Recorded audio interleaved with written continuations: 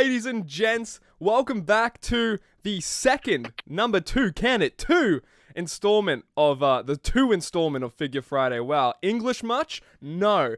And, guys, but we have someone who's actually a connoisseur in the English language. Am I mistaken? Yeah, that's fair. That's fair. Okay. I just, I don't want to assume anything. Okay, you dabble. Okay, that's all I need, all right? I'm ticking that off my box. But, guys, we have the one and only here joining us in the studio for the second episode of Figure Friday. We have Kyle Peterson. Everybody in the studio audience, everyone, please. Thank you. Standing ovation. Tough to follow Steve. Tough to follow Steve Ogier up. So it's tough follow. Well, you know what? Look, here, there we go. And just like that, live studio audience. No, man, how are you, Kyle? How are you? Well, thanks for joining us today. This is like such a big milestone, I know, for me and Sam's eyes, especially for this goddamn show in its infancy. But yeah, man, how you doing? Thank you. Yeah, I'm doing good. It's the weekend, kind of the weekend. It's Saturday for you. You're in the future. You're in the future. Good to know that, legally, I cannot comment that it is Saturday because of the case of Figure Friday. Legally, I'm contractually obligated to not. But yeah, of course, go on. Straight from the future. I love talking to people from the future. It's awesome.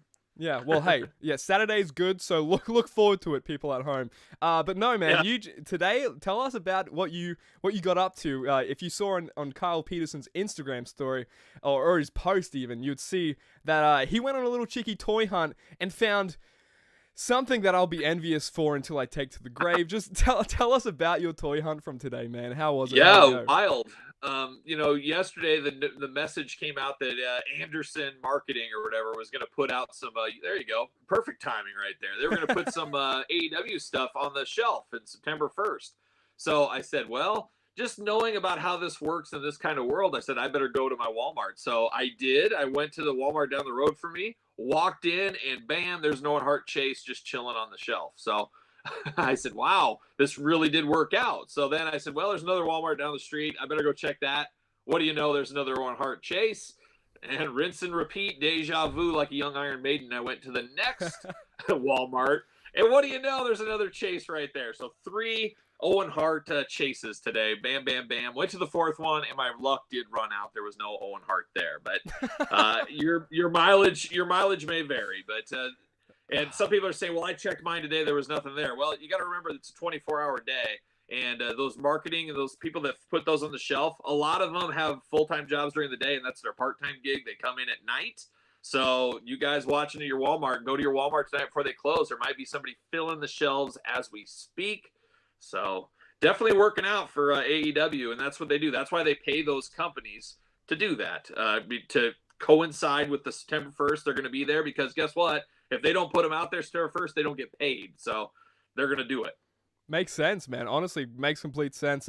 And honestly, I'm going to put my home address maybe on there en route, to be honest. Because if you get 3 Owen Harts, I got a pen. I'm ready to take notes. Ready to write down that. Okay, 123 ABC Avenue, guys. Come visit me, buy me pizza or something. Do not show. Please don't actually show up. I don't even know if that's an address. Google map it, guys, if you want. No, but Kyle, you are a personality on YouTube. You create so goddamn much, and I don't know how you do it. But tell me a little bit about yourself, and for the people at home that might not know the Kyle behind the screen that we see. Yeah, I mean, I don't know what to say. I mean, I lay it all out there on my channel for the most part. But yeah, I just do YouTube reviews about every single day. And I always say I'm like I'm like the James Brown of YouTube. Just get the cape on.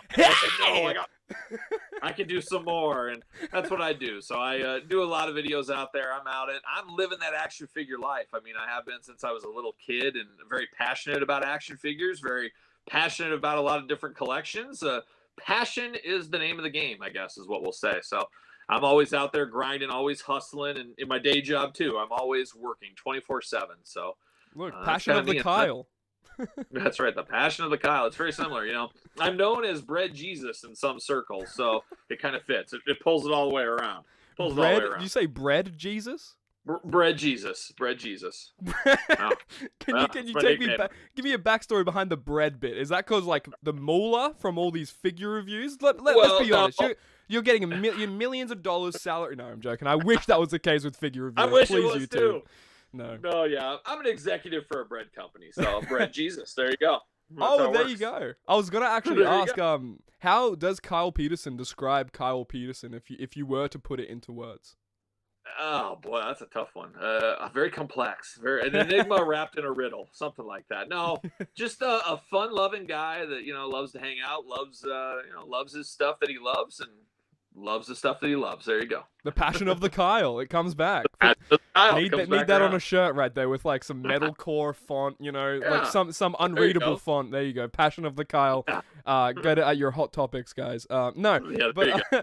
I want to talk on. I think this is your Twitter or X, whatever they're calling it now. Elon Musk is ruining everything. Look, second tradition in a row saying that. No, but on your on Twitter is at Sir Paul 64. Now, is this a direct reference to the Beatles?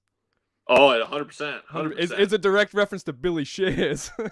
It's actually a direct reference to Sir Paul McCartney and Nintendo 64 at the time. When I Oh got wow. that was my first ever email address was Sir Paul 64, and it just carried over to Twitter eventually. But it's because I looked, I said, oh, Sir Paul, that works. And then, oh, Nintendo 64, there you go. And put them together. The rest is history. The rest is history. It's figure history. I mean, like that back in the day, I used to do that with a lot of things. You just get like two things that you love the most, combine them in whatever way that makes grammatic sense, but not a lot of logical sense, and then you've got yourself a username for life right there. Exactly. Yeah, exactly. Now you're a big if I'm mistaken, you're a big wrestling nut, right? Yeah, I dabble. You In some dabble? wrestling. Yeah. I mean, look.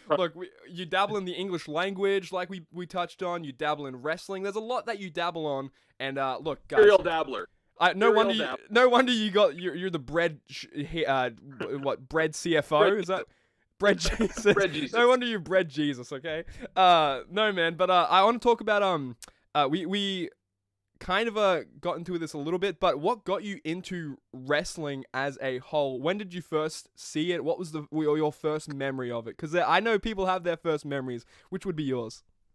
Yeah, it would be the summer after WrestleMania 3. I was a little kid, and all my buddies and everything. The old playground out there, all the playground. News travels fast, and a lot of kids were liking wrestling. I said, I better see what this wrestling's all about. And the next thing you know, bam, there you go. And I've never stopped watching wrestling. A lot of people have stopped sometime. I've never, and maybe it's my OCD or something. I don't know, but whenever I start something, I rarely ever quit anything unless I have no choice. But I've never stopped watching wrestling since that day. So, were there ever times that you kind of questioned your wrestling fandom? Like, were there ever the product that you were seeing on screen, you were kind of like, what am I doing week to week? I said, what am I doing with my life? What am I doing? What am I doing with my life? And especially during like the early new gen era of the WWE, WWF back then, that really. When everybody had a second job and the Dukes, the Dumpsters, and it's just, it was tough, but I powered through. And I always say it, I thank ECW for coming along, and, I had satellite dish and all this, so I got to see ECW. I think if there was no ECW, I probably would have jumped out of wrestling because it was so fresh, and I was in high school, so I was like the perfect audience for that. And that really kept me going pretty hard. So that was very nice that ECW came, or else I probably would have dropped out, I think. You mentioned ECW, and you said you would have jumped out of wrestling. I think you would have done a crooked moonsault out of wrestling. And that brings me to our next topic. We recently lost Terry Funk, a wrestling legend. And I know someone that you were a longtime fan of, and you even got the privilege of being his handler for a weekend. I saw your video talking about our loss in the wrestling community and just the loss of Terry Funk. Talk to us about, you kind of touched on it in that video, but just being Terry Funk's handler for a weekend, were there any stories, funny stories that came out of, significant stories or memories that jump out to you from that weekend? Yeah, it was awesome. My buddy kind of helps run the Pro Wrestling Hall of Fame, and I've been friends with him for probably 25 years, something like that. And he said, Kyle, I got a guest coming, and I guarantee you'll want to do this job for me. And I said, okay, what is it? He told me Terry Funk for the weekend. I said, all day long, whatever you need. I'll be Terry Funk. Just so casually, Terry Funk for the weekend. Okay? Yeah. Okay, And I had met Terry Funk there a couple of times before. He'd been there as a guest. This time he was, merchandising a table. I think that was the year he got inducted as well. So I was very happy to help be around my all-time favorite Terry Funk, going all the way back to when I was 9 years old.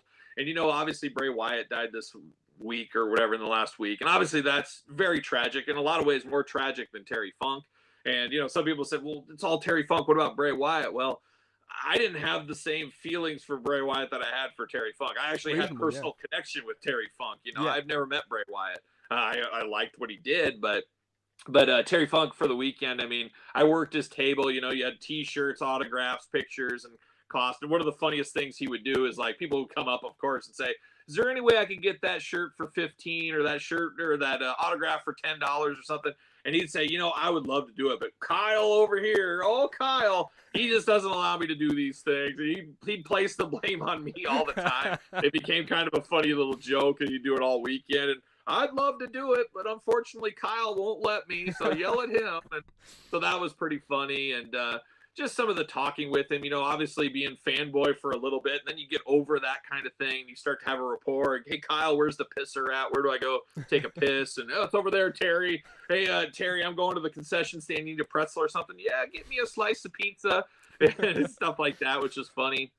And then I had pizza with him and Mick Foley. We had a little dinner thing, and it's just weird, even at the time, to like pinch yourself. There's Mick Foley, there's Terry Funk on each side of you. You're just like, oh my gosh, I can't believe I'm here. Yeah. Just some of the jokes and talking about business. He was selling some stock, and I was like, Terry, I always wondered. I never got the answer. Never talked to Terry ever again. Never saw him anywhere around me. But he was going to sell all this stock. I said, Terry, whatever you do not sell that stock. Trust me, don't sell that stock. And if he sold it, he lost out in a lot of money about a month later. So I always wondered what happened with that. Yeah, maybe we'll find out someday, man. Maybe there'll be like a whole docu-series on whatever happened to the Terry Funk stock that Kyle Peterson told him about. Hey, look, you'd have my money right there.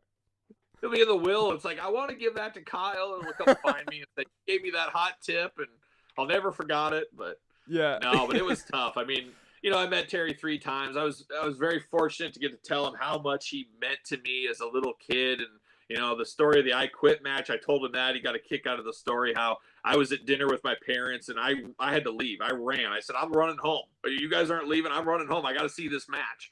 And I told him that whole story. And, he was very appreciative of it. And he really made you feel. I met a ton of wrestlers over the years. Most are good. I never really have too many bad experiences with anybody. I mean, I get what it is. But Terry was really there. I mean, really, maybe he just was good at making people feel that way, but he felt very invested in the conversation. Like, not that he was just going through the motions. All right, let's get through it to the next one. And that was pretty cool because, the old saying, don't meet your heroes or whatever. And, he was definitely my hero. Between him and Warrior and Lemmy, those were my 3 big heroes of my life. So then I met all 3, so that was pretty cool too. So that's great. Yeah. And you mentioned the Pillars as well, and you've met your father as well. I would assume. Yeah. Now shout out to him. Shout out to him. What's his name? Father Peterson. Tom. Shout out to Tom. Yeah. Is he also into wrestling? Were your parents did they sort of show you the roots? How'd you get it into your visions?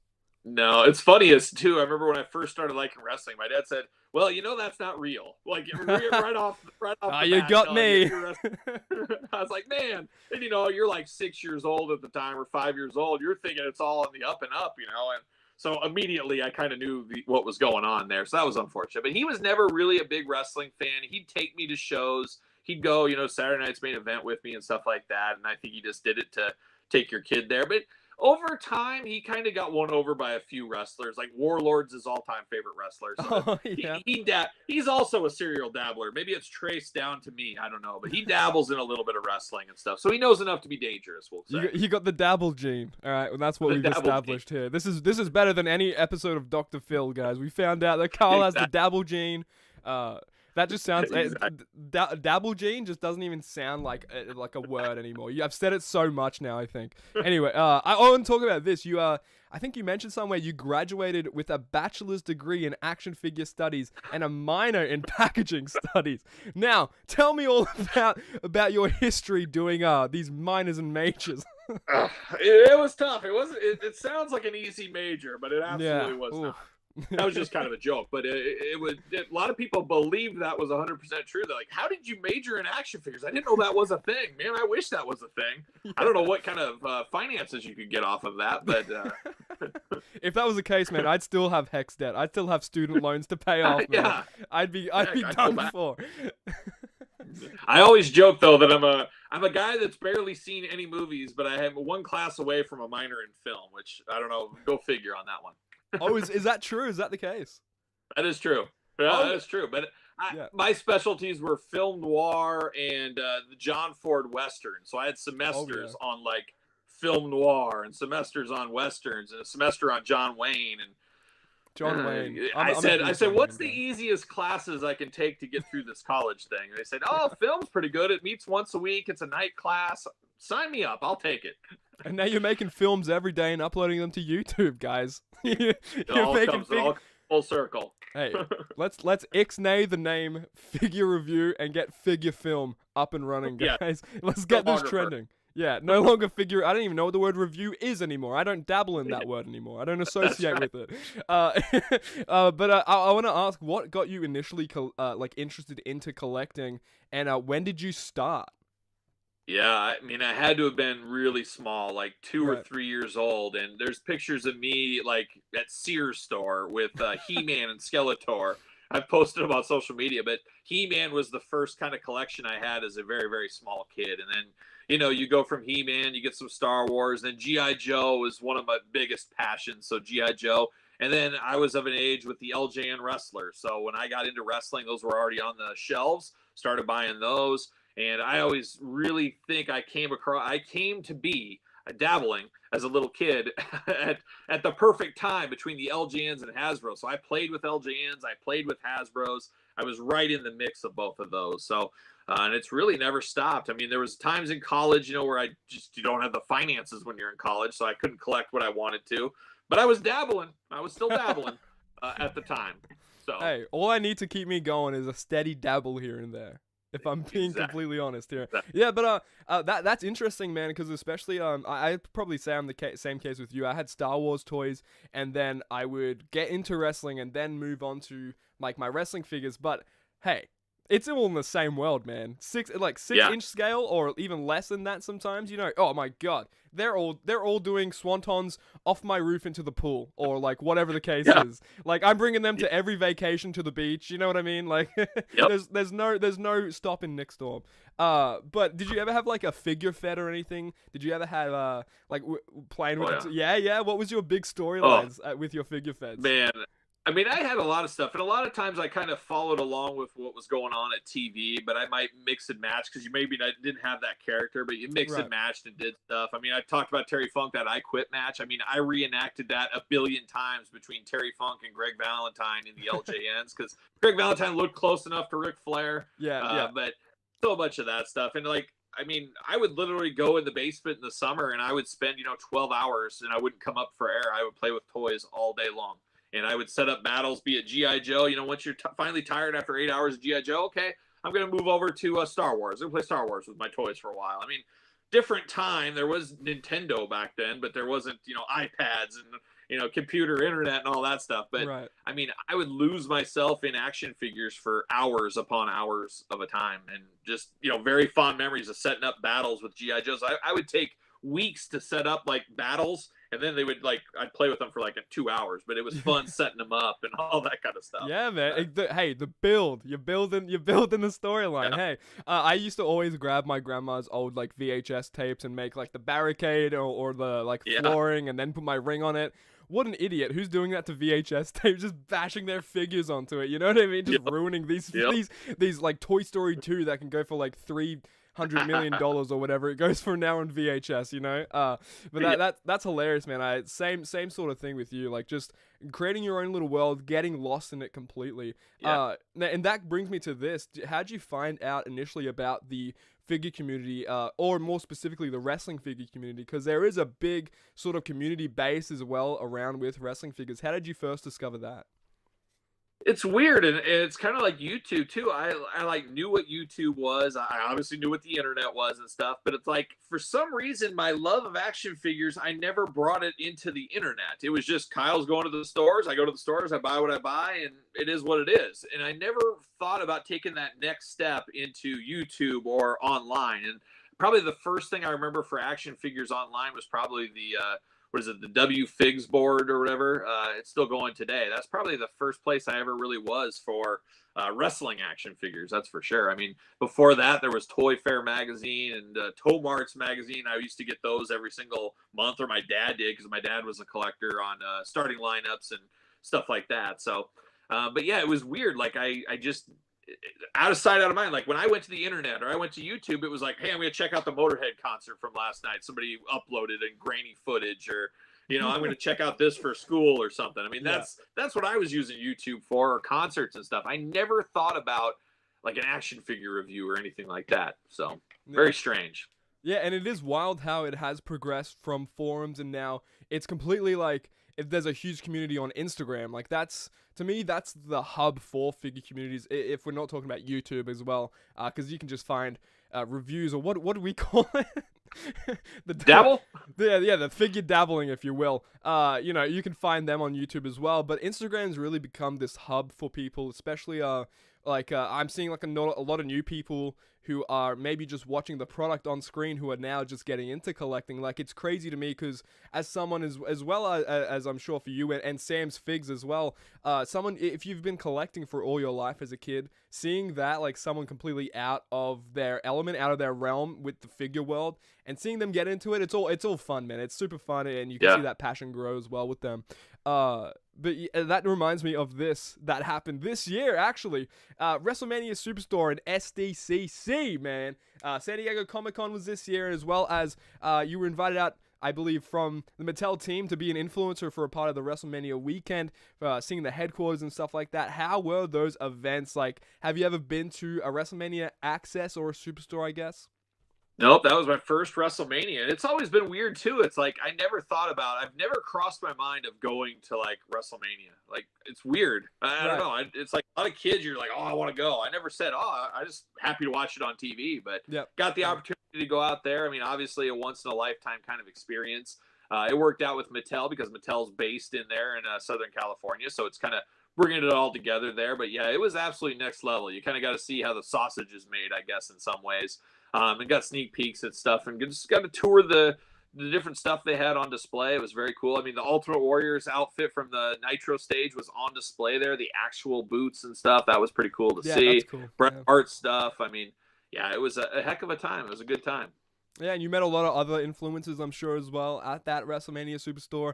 I was trying to get myself out there. I couldn't get a passport in time. Would have been great. You know, hopefully, who knows, Philly is up on the table, but I don't know. I'm hopefully I need to visit one of those days, because it just looked like a ton of fun. I'm a big fan of seeing how the sausage is made, seeing how the meat is processed into that sausage. Okay, if we're getting into the finite details, which it's kind of gross, TMI.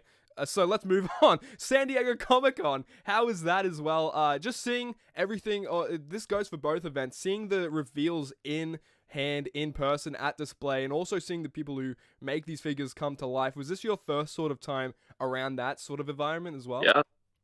First time at San Diego Comic-Con, and then like a month later, I went to PowerCon for the first time. So just things kind of worked out, and the cards fell in deck. And you know, I never get time off from work. Like I haven't had 5 days off in a row since like 2004. So it's pretty wild. So I did get like 3 days off for WrestleMania. I got 3 days off for San Diego, thankfully. But yeah, it was quite the scene out there. I mean, if you love to wait in line, that's going to be the place. That's your mecca. That's where you want to go, because if you love sitting in line, San Diego Comic-Con is the place for you. You can wait like an hour to get your badge, and then you're in luck. You get to sit for 4 hours to wait to just get in. I mean, and then once you're in, you can wait 2 hours for a Sting in the Jazzwares line. You can wait 3 hours in a McFarlane line. I mean, there's plenty of lines you can jump into at any time.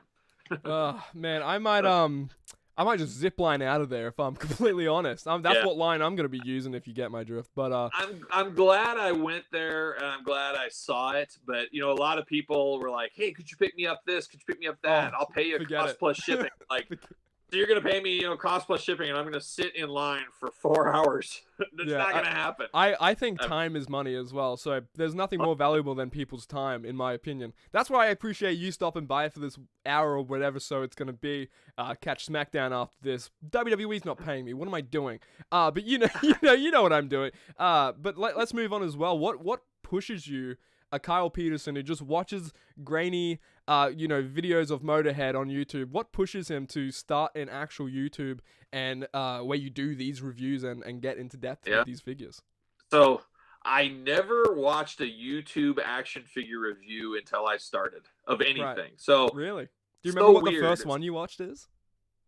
I think it was Major Pod something probably. Oh, it was wrestling stuff. That was probably the first thing, but they weren't really doing reviews kind of like I'm doing it though. But there's always the Pixel Dans out there, the Shartimus Primes. Like I didn't know that world existed. So it was all oblivious to me and I knew nothing about it. And I had a buddy, David, and he told me, hey, you should really do a YouTube channel. You got a heck of a collection. You should at least do a collector's tour of your room and stuff. And once again, never looked at YouTube. Didn't know that was even things people would be interested in, which is very strange, I guess. I mean, because there's an interest of everything on YouTube. I mean, there's probably a scissor collector on YouTube sharing his scissors. Like, this is a vintage one from 1990. It's amazing. There's somebody like that out there. That looks like an acclaimed signature scissor as well, if I'm being honest. It is. I was about to say we're gonna have some scissor collectors once that 3-pack comes out, but that's true. That's for another day. That's for another day. That's the voice of God just jumping in here. Yes, it is. Very nice. Thank you. Bread Jesus to God. It's good. Bread God, bread Jesus. The passion of the Kyle. It's all coming here, dude. You're gonna have so many gimmicks by the end of this stream. It's gonna be great. But I did my tour of my video or whatever, put it up there, and bam! I mean, there was certain ramifications on YouTube. You had to have so many watch hours and stuff to get monetized or whatever that was. And it immediately got it from just that video. And I'm like, wow, that's crazy. And then my buddy's like, you should just do reviews. Do it like when you and I talk. Because what I do is just what I've always done. I basically have that conversation with myself. I give it the old see you later. I've done that since I was a little kid. Yeah. And that's kind of how I view my YouTube channel. It's just me having a conversation with somebody is how I view it. And I didn't have any good habits or bad habits from anybody else. I just did, okay, if I'm going to do this, how would I do it? And that's how I did it. So it's weird not to have influences. And my story is probably way different than most people. But I don't know. I feel like that's helped me because I didn't get any bad habits. I didn't copy anybody. I just did my own thing where I think some people try to start a YouTube and they're like, well, I'm just going to be like this guy. Well, if you're like that guy, why wouldn't they just watch that guy? Exactly. Bring your own spin to it for good or for bad. I mean, I've had plenty of people say, Kyle, if you did less videos, you'd have more subscribers. You'd have more of this and that. But I'm like, yeah, but I also love it, and it's stress release from a day job, and anyways, it goes on and on from there. So, with your day job, after you kind of clock off, are you straight to the figure game and doing these reviews? Is that what your day looks like?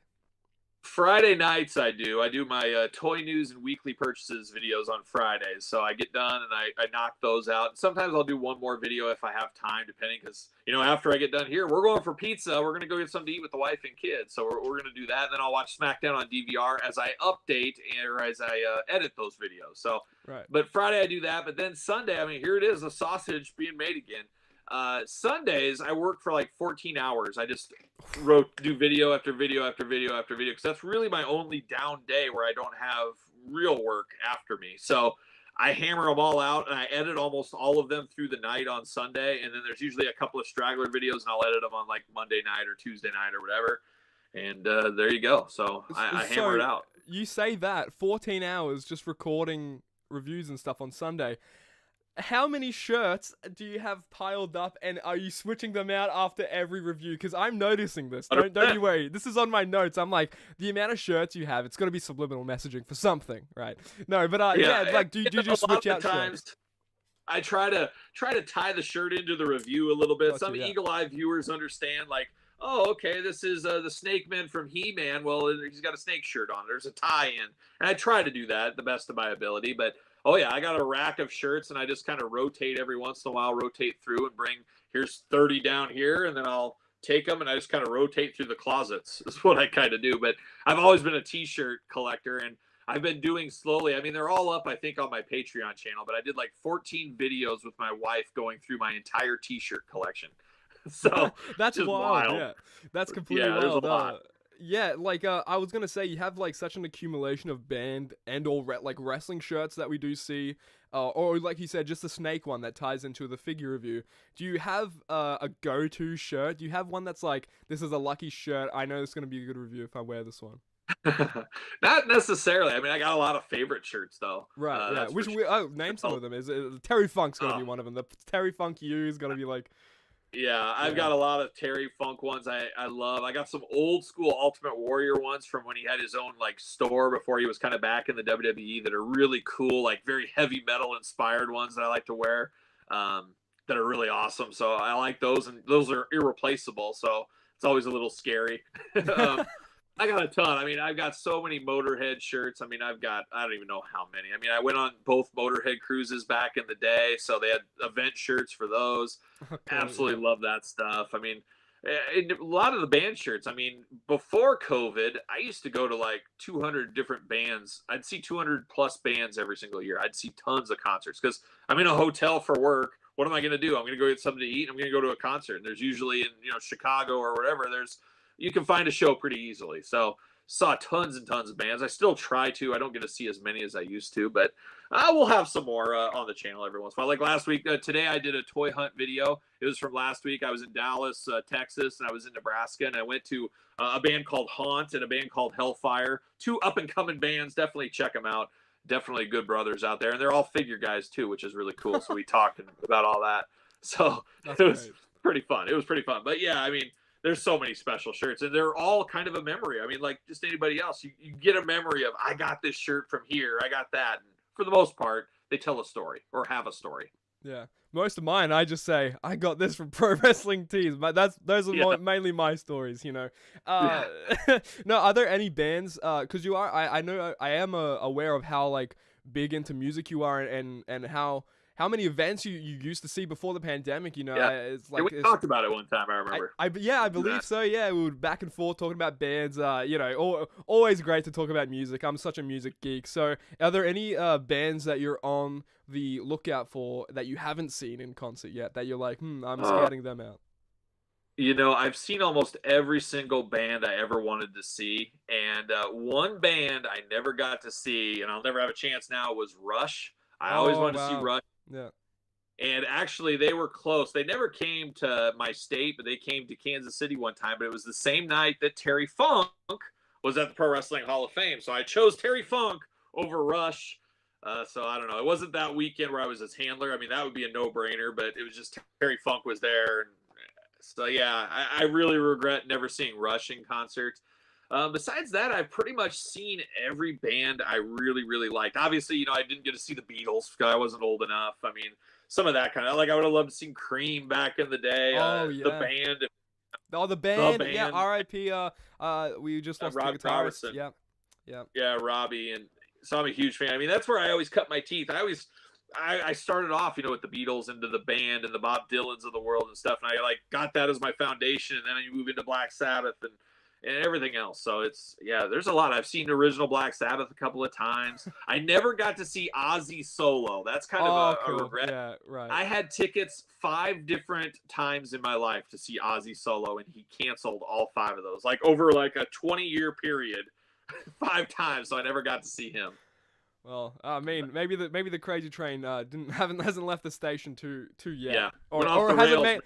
hasn't made its way to Iowa yet. Apparently, who knows? Yeah. Maybe, yeah, went off the rails or did something. I originally got into speaking about the band, I originally got into them because I was a big Todd Rundgren fan.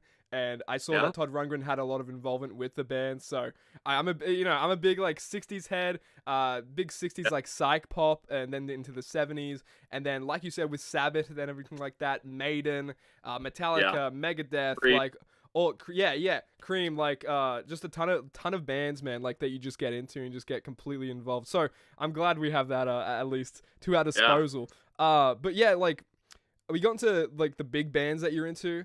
But would you say your favorite band is Motorhead in the whole existence of the life? Yeah. I mean, I'd say Motorhead, Clutch, and Bob Dylan of all people. Those are the 3 I saw. I've seen them all 25 plus times in my life. Right. But Motorhead, I don't know. It's still weird. It's still, I mean, I think it's going to be like that for Terry Funk for me too, but it's still weird because so many years Motorhead would be on tour all the time. And like every summer, every fall, whenever it was, every single year, I would go to Kansas City. I'd go to Nebraska. I'd go to Minneapolis, and I'd follow the tour around the Midwest. And it's like just being gone just like that. It's just like, a piece of your life is missing. It's just such a weird. I've never been able to explain it, and I'll never forget. Lemmy. I was on that Motorhead cruise, and I remember going back to our cabin, my wife and I said, I just feel like I'm never going to see Lemmy again, because he was in bad health at the end. And I said, I know he's down there playing the slot machine. I know he's down there. I'm going to go. And lo and behold, there's Lemmy playing the slot machine. I went down there and, didn't want to bother him. He had security with him, just said, hey, Lemmy, thanks once again. Just felt like I had to do that. And I did. And he died a month later. So I was glad I got to see him kind of that one last time. Man, yeah. And I just knew it was going to hit. So I don't know, just weird. But yeah, Motorhead was definitely something special. It was just a special time of my life. There you go. Dude, I dabbled. Yeah, that Lemmy passing, man, it really it took me by surprise as well, being a big Motorhead fan, and I only found out about Motorhead from being a wrestling fan from Triple H, and Triple H was a huge Motorhead fan, and seeing how involved Lemmy was in WWE is so cool to go back and see, and just Triple H and him hitting it off. It's always fun to see that. So. It's so crazy about that wrestling theme, like, and you look at like Amazon Music, I think the #1 streamed Motorhead song is obviously Ace of Spades, but after that it's The Game, which to real Motorhead fans, that's not our favorites, but it's what got people into Motorhead. A lot of people got into Motorhead from wrestling, and it's just weird. All those wrestling theme songs, like Raw themes and stuff. I mean, funny story is I've become good buddies with Jeff George. He was in my PowerCon video, but he was the guitarist in We Are Harlot, and he did the Raw theme song for, I don't know, 5 years. That was the Raw theme song, and it's which funny, one? like, Can you sing a little bit about it? Can you sing it? Which one? Is it? No, I can't. I've got no vocals. I thought you like music, right? You're musically exactly. You're musically apt. Let me grab my fiddle and I'll get over here and I'll start playing. Yeah, but no, but it's so cool. I mean, it's so funny. You just don't put two and two together that, like, oh, that's the Raw theme, but that's actually a real song. It's just kind of strange like that. So yeah, that is funny. Yeah, I mean, I never knew that real songs existed outside of wrestling. No, I'm joking. But I want to get into sort of in your reviews, you kind of dabble. There's that word again. You dabble a little bit into like pro tips for retailers and stuff like that. Where did you get this sort of knowledge from? Is it just from being around the figure game for so long and kind of picking this up along the way? It's a lot of that, but it's my normal business life. I'm an exec for a major company, like a world, the biggest in the world. So I've had some fires. I've been through the retail wars all the way as like a kid working at a grocery store as a little kid up into working as sales reps, calling on it, working for companies. And I always say I could be selling a loaf of bread, a t-shirt, a hammer, or an action figure. As far as retail goes, Walmart, Target, whatever, a lot of the stuff is the exact same thing. It's the exact same set of rules. It's the exact same thing. I talk about exclusives a lot. A lot of people hate exclusives, but there's a reason for exclusives. Mm-hmm. Every company, not just action figures, have exclusives for Walmart and Target because Walmart, Targets, they demand that, and no different than any other companies out there. So it's just a lot of my years in the business game, and so much of it laps over. It just really does. It's very similar. And I've been there. I've been in the office in Minneapolis with the Target buyer. I've been in the Walmart in Bentonville with the buyers, and I know exactly how they work and how they operate. So it's just years of being in the business, I guess. Yeah. Oh, we mentioned last week with Steve Oza on, you even said this. I think this is a quote directly from you. You put your business cap on sometimes, and you have to just sort of see these things out. That's why we see a lot of Cenas, a lot of Romans, a lot of Codys now, a lot of Hogans as well now. A lot of people I see complaints around the Hogans. Just don't buy the Hogans. There's got to be people to buy them for exactly. Perfect example. You put the business hat on, and thankfully I wore it here today. Yeah, thank God. Yeah. But you sit down with that Target buyer, and guess what? You want to believe that Target buyer at the corporate office loves action figures and loves toys, but no, he was on the baby desk like 2 months ago. He was dealing with baby food and stuff like that, and he got moved over to action figures. Right. And you come there as Mattel and say, hey, buyer, how about we give you an Otis exclusive? Not to pick on Otis. I like Otis. He's good. But that buyer is going to look at you like a deer in the headlights. Like, what is an Otis? Is this from Andy Griffith's show? Is that who the Otis is? I don't know who this is. But then if you sit with that buyer and you say, hey, guess what? If you do this, if you buy X amount of units of this Legends Wave and I will give you a store exclusive Hulk Hogan. What do you think that buyer that doesn't know anything about wrestling, he doesn't know who Otis is. Everybody knows the name Hulk Hogan. Everybody knows the name Macho Man. So that is a way those Mattels of the world, just picking on Mattel, they get their stuff and they get that exclusive into Target, and that completes the bigger picture because it gets them planogram space for their normal elite lines, their basic lines, and those are the ones that pays the bills at the end of the day. So we as collectors hate exclusives because they're rare, they're hard to find, they're only available at certain stores. But Mattel, they have to have them because if they won't give them an exclusive, well, I'm only going to give you one peg for this instead of three. So Right. Okay. it's a tough game, and you got to always. It's easy to just off the cuff, and I feel so bad for Steve and some of those guys. Like, Yeah. I'm in a similar position to those guys, but I don't have people complaining about my products online, to a degree like Dude, they do. I doubt the bread community is as fickle as the figure community. Okay? Yeah, they have their complaints from time to time. Yeah. There is that, but the figure community is like, why would you do this? Why would you do this? And Steve and those guys. Why would you give us product? Yeah, Steve is very good at talking about this stuff, but not telling how much of the sausage is actually made because you can't give away your business reasons and stuff like that. And so I feel bad for those guys, like to get just flamed all the time online, like they don't know what they're doing. Well, I know what I'm doing, but you don't understand the WWE wouldn't allow me to do this, or I wasn't allowed to do this. Right. And that part of the story doesn't come out. Exactly. So. And like a lot of people, I'm gonna seem like I'm glazing on these people, but Bill McKenna, Steve Oza, Magic, Jeremy Padawa, they do get a lot of hate, but that is because the figure community is sometimes a little bit fickle. But again, like the figure community is lovely in its own regard as well.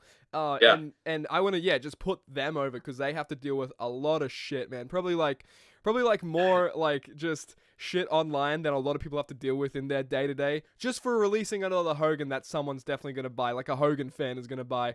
So to me it doesn't make sense. And from a consumer standpoint, like you said, from the exec standpoint or just how you see it, just from it intertwining through all the years, and from a consumer standpoint, it makes sense to get those like names in the lines as frequent, like for example, the Elite Top Pick series and the Basic Top Pick series, those make sense to me completely. Like, you just kind of, especially if it's not that much budget getting taken out of Mattel's wallet because they are re-releases, but it still gets them into their hands. Say they're shelf warmers or whatever, but someone's gonna buy them. Just don't buy them and don't complain. All right, shut. Yeah, you're gonna get your figures. All right. That's the thing. A lot of people talking about, Adam Hangman's a peg warmer at Walmart. Well, kind of. But not really, because that's a case of him, and he's a Walmart exclusive, and Walmart wants him on the shelf 24/7 for 6 months, 3 months, whatever the window is. So he's not really a peg warmer. He's doing what Jazzwares loves it. They have product in there at all time to be sold. So exactly, it's always tough. CM Punk, tell me when I'm telling lies. There you go. Yeah. There you go. Yeah, I was about to say, gotta tell Pepsi Phil that one. Oh man, but yeah, like what am I doing here? Oh, okay, yeah, let's go into. We talked about this off screen. You have some goddamn Warrior figures, don't you? You have some figures on your hand off screen, and I just want to go through these. Sam, even chime in as well to take over, Sam, because I know you know more of these classics than I do. So I did put this little thing together. This is my I guess this is my dream chart, we could call it. Dude, these are some things that people literally dream of having. And Kyle, I asked you to bring some of your warriors, some of these warriors. So before we get into those, let's talk about what these are. So I believe the top left one, that is the one of 5, and then right next to that is the one of 3, and I don't think there's a difference between those besides the sticker, is there? That's correct. Yeah, Jeremy Padawer's got the one of 3. I don't know if he has all 3 of those. I mean, those are 2 that just are never going to touch me. Well, actually, when I met Jeremy Padawer, he promised me that when he dies, he's putting the one of 3 warrior in the will for me. So I'm going to hold him to that. Someone protect I would Jeremy too. Padawer at all costs right now. I don't know if that started a witch hunt for him now. No. Like that's awesome to me, man. I loved all these figures and seeing them like keep going on about these, Sam. These are kind of historic. I don't want to step on your So toesies. before I get too ahead of myself though, I just want to let everyone know that doesn't know already. I believe Warrior requested these. Kyle, pitch in if I get Yep. any of this wrong, but he requested that he would get some exclusive figures so that he could sell himself. Now, these are ultra rare nowadays, and actually, before we came on here, Kyle was telling us that some of these sold for $300 or so Yeah. back 15 years ago. Yeah, whatever it was when he got those. I mean, it's I don't know, 2004, 2005, 2006, whatever it was, somewhere in that. But yeah, it was like 300, $400, something like that he was selling for. And that's a lot of money today, but it was a lot more money actually back then. Right. But I mean, for what they go for now, we're in the thousands, obviously. So it's one of those things. I would have loved to have had the money at the time to purchase those. But yeah, I've got a few in my collection. I don't have all of these ones, like that stone one on the bottom. Boy, that's the one I'm really on the hunt for, but it's a pricey one. They're all pricey. Yeah, that's one of 20, isn't it? The marble one. Yeah. Yep. So I also want to touch on I believe both of these are WCW ones. The one bottom right and then the one all the way to the right. Yeah. Which, if you want to throw those on right now, yeah, which you actually possess. Let me throw this up here. there we go. Damn. Look at that. Damn, shouty. There's one. Goddamn. And then this one is really special because this is the same one that Mattel was going to do for the WCW stage, the debut war. So there it is right there. So that's quite the one. So, and then I actually have a loose one. I bought this from a guy that opened it up, if you can actually believe that. I got two of this one. Where did we find this guy? Where did we get this guy? Just wild. Just absolutely wild. But I hate even holding this thing. It's like scary. Yeah, dude, I was wondering, like, where do you store these? Like, do you put them on the wall? Do you There's put that one in a case? There's guard dogs that have a circle pit, and I put them there, and there's 4 dogs around there, and they're always hungry. And you just go, mush, and then they freaking attack at command. Yeah. Yep. But nah, dude, those are insane. And so the two with the coats on, the ones in the packaging, is the difference tights and jeans? Is that the main difference here? Yeah. Yep. This one's jeans underneath, got the cowboy boots going on, and then this one's got the tassels, the tights, all that kind of stuff. So and it's signed. This one's signed. There we go. Yeah. This one's signed. This one is not signed. I could sign it. Dude. I could write Ultimate Warrior on it in no cursive. There you go. Yeah, and that'll be great. That'll be the best thing. No, man, like I want to know, how do you get a sort of historic figure like this or figures like these in your collection? Is it just like just kind of looking at the aftermarket, kind of searching around for it? How do you get these possessed, I should say? Yeah. Stuff like this doesn't really come up very often on like the eBays of the world. So you got to people know my passion for the Ultimate Warrior and stuff. So then you get some of that going on, and hey, I got this. Are you open to this? And it's just negotiations go from there. And I wouldn't even say these are the two rarest. I guess I don't know. I don't know if they are the rarest figures in my collection or not. I don't know. I have a He-Man figure that's extremely rare and it's more valuable probably than both of these combined. But yeah, that's great. That, man, I mean, like, I'm envious. I don't know how more envious you can make me in this goddamn stream, okay, Kyle? But no, I want to throw it to some of these comments here. We have some people in the chat. I want to shout out Tyson Trevino. We got Rub Figs. Tyson Trevino says, "Hey yo." Rub says, "Yes, it's that time of the week. That Motorhead story is crazy, man. What a memory to have for the rest of time." Exactly, man. Honestly, like, yeah, I can't agree more enough with that. And we also have anybody dabbling in chat? Is there anybody dabbling out there? Are there any dabblers in the chat? Yeah, this is what we need to. I think you got a new name for your subscribers, Kyle. That's what I'm just, hey, look, free roam to use that until I trademark it. So get it in. No, but another comment here from Jacob, the wrestling fan. The most underrated figure YouTubers here. What, me? just say YouTuber, okay? Maybe Kyle is the most underrated YouTuber, okay? We just need Unstable 1047. What happened to that guy? Do you remember him, Sam? He was unstable. He disappeared. A little bit. I think he sold a lot of his stuff, if I can remember. Right. Yeah, he was this influencer on Instagram and stuff. He'd make videos, and he made an OnlyFans and then dipped. I don't know what he's done now. And he'd promote his OnlyFans link to his figure followers, which are probably mainly kids. Okay, anyway, let's move on. That's touchy subject. Anyway, thanks guys for hanging out in the chat. I do appreciate you guys chilling here. This is more of a loose sort of stream than the Steve Oza one. Could you imagine? Could you imagine me putting on my metaphorical suit and tie for Steve Oza, but putting on my metaphorical swag cap on for Kyle? Okay, this is what happens here. I want to ask you though, Kyle. After we just talked about those Ultimate Warrior figures, I nearly said edition. Oopsie. Do you have any contenders for figures of the year so far? Now, I don't want you to get like too into the weeds because I'm sure you'll do a video at the end of the year. But are there any that's on your list that jump out to you right now? Ooh, that's a tough one, actually. I was trying to think of that the other day, and what I always do when I get that list together is I just go through my reviews, and I go to my like playlist. I say, okay, I'm going to start here, and then I jot down the ones that I remember, and then I pare it down from there. But I'm trying to think. You know, that Cody Rhodes with the bruise is pretty awesome. That's a pretty cool figure. Mm-hmm, yeah. I'm kind of looking around here. What else? What else we got going on here? I don't know. I'd have to sit and think about it for a while. It put me on the spot. I mean, there's been a lot of good figures from a lot of companies this year, so it's going to be tough to really pare some of these lists down. Well, okay, you know, I'll try break it down and maybe narrow it down. Wrestling figures, are there any that maybe took your breath away? Oh, I can think of one. Yeah. Johnny Knoxville is one. I yeah. love Johnny Knoxville from way back in high school with Jackass and stuff.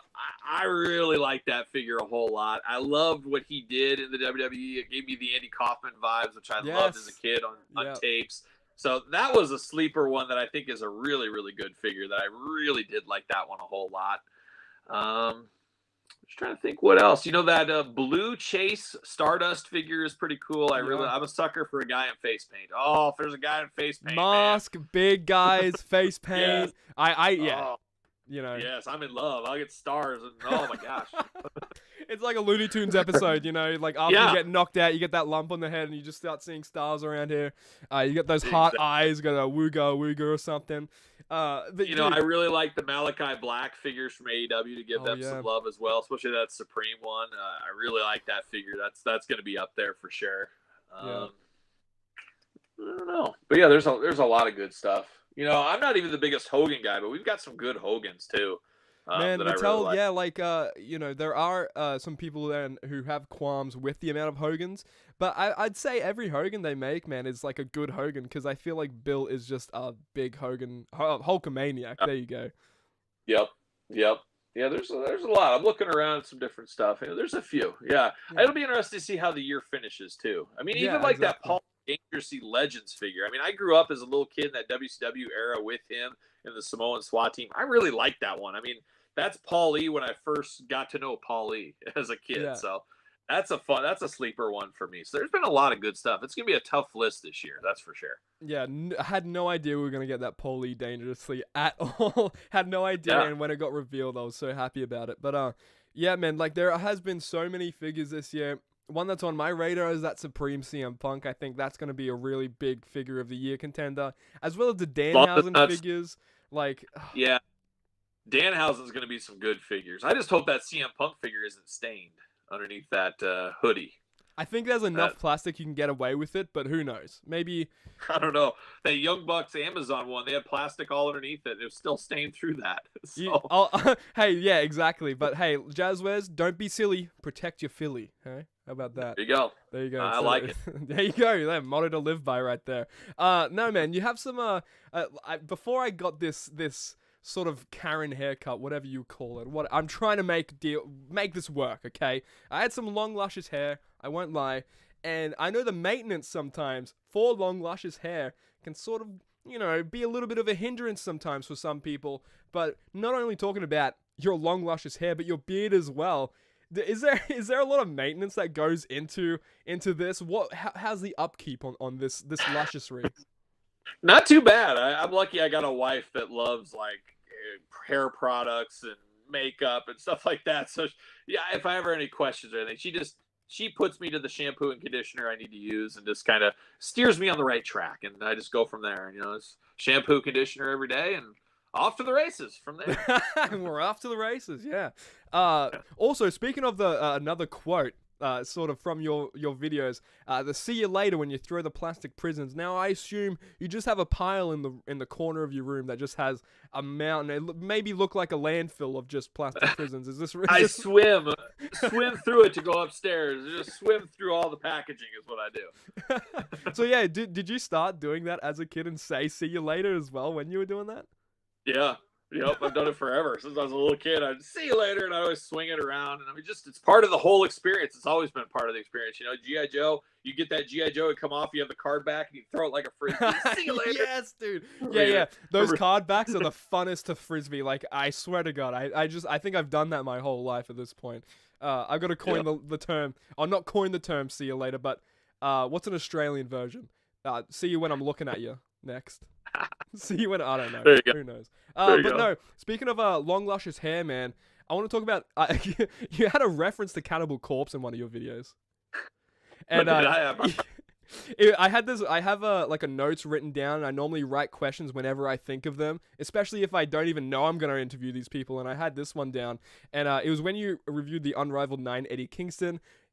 You know, it's an air figure, but hey, you said, I remember you said, I think that like one of the head scans looked like Corpse Grinder, and that like popped me so like huge. I was like, this guy's talking about Corpse Grinder in a figure review. So I feel like I've learned a lot from you just to like kind of take my influences and kind of put them into figure reviews as well. A lot of the same like figure reviews are cut and dry, articulation, swivel at the frickin' crotch, fucking penis. I don't know what I'm not, you know, I don't know, who knows. Yeah, but it's like, I don't know, I've kind of got that from you to sort of just kind of be myself more in figure reviews. And I'd say, man, I'm gonna give you a big thank you and for that, and even just stopping by, man. Like, I really do appreciate you taking this hour out of your day. Like, you mean a lot to a lot of the people watching here, and a lot of figure reviewers out there. I know you said you had no sort of forthcoming when you saw you didn't go out and see your own reviews or look at reviews before making your own, and I think that's just kept your authenticity real, man. Like, seriously, it's something that people strive for in this figure community, and just in YouTube in general, just to grab an audience and grab them, you know, and really get them by the heartstrings. You just got to be authentic, you know, and I think that's what you do best. And everybody I met so many people at San Diego ComicCon and everything, and everybody says, you're just the same guy that you do as your reviews. I'm like, yeah, I'm just the same guy. I'm just myself. I'm not. There's no act. There's anything. It's just, me too, man. Yeah, like Popeye. I am what I am. I am what I am.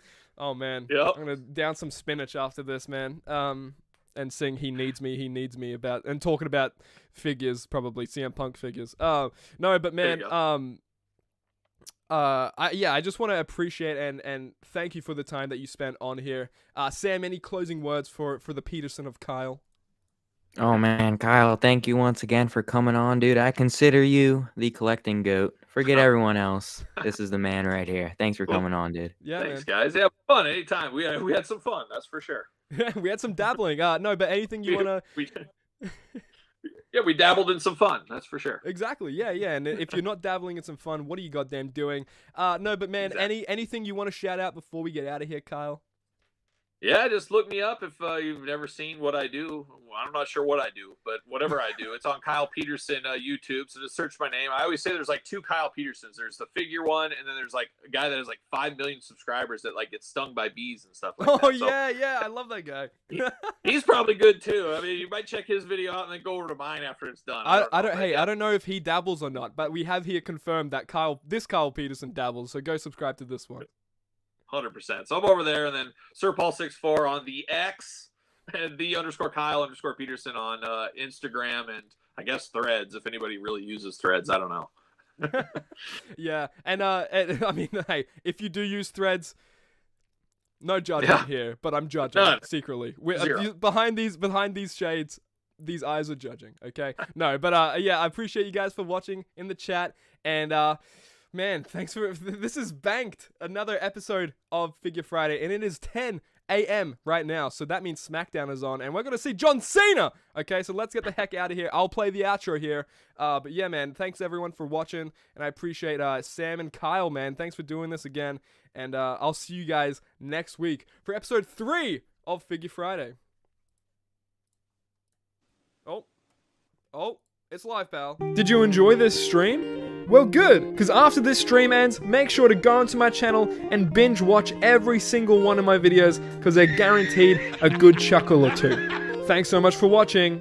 Bye-bye!